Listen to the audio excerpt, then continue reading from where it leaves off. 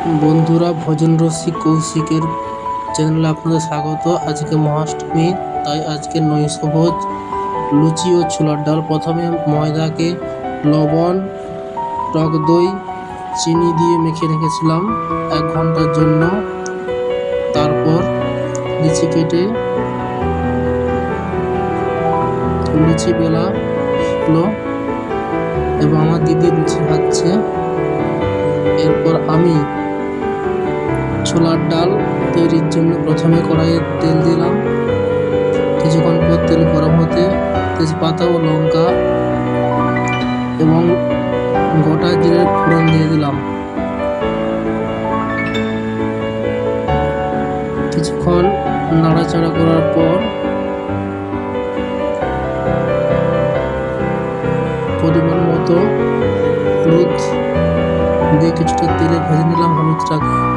এরপর গ্যাসের ফ্লেমটাকে একটু কমিয়ে দিয়ে আদা জিরা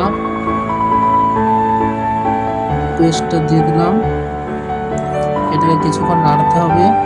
তেলে ভাজা হয়ে গেলে এই সময় গ্যাসের ফ্লেমটা থাকবে মিডিয়াম।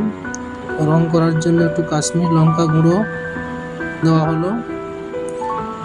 এরপর একটু সামান্য জল দিয়ে মশলাটাকে ভেজে নিলাম। এরপর নারকেলটা দিয়ে দিলাম, নারকেল কুচো। এরপর কিছুক্ষণ ধরে নাড়াচাড়া করে অল্প জল দিয়ে মশলাটাকে কষতে থাকলাম।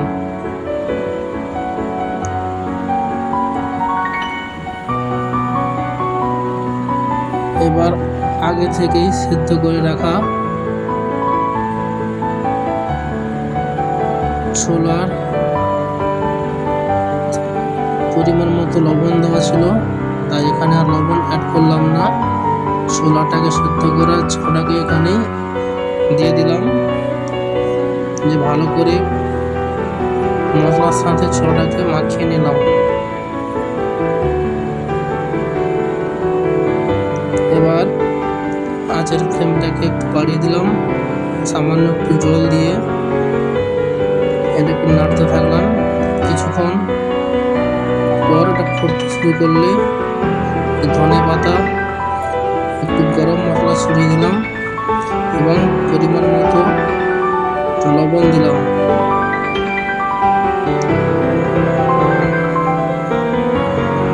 রেসিপিটা কেমন হয়েছে আপনারা জানাবেন। বন্ধুরা, আপনারাও করতে পারেন। এটা খুবই সম্পূর্ণ, আজকের রান্নাটা সম্পূর্ণ নিরামিষ। এরকম পুজো পার্বণের দিনে আপনারা নিরামিষ রান্না করতে পারেন। এই আমার ভাগ্নি মৃত্তিকা আজকে রান্নার প্রথম স্বাদ গ্রহণ করছে।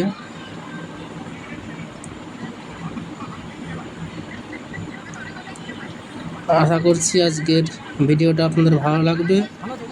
ভালো লেগে থাকলে অবশ্যই কমেন্ট করে জানাবেন। আপনাদের সবাইকে মহাষ্টমীর শুভেচ্ছা, আন্তরিক অভিনন্দন।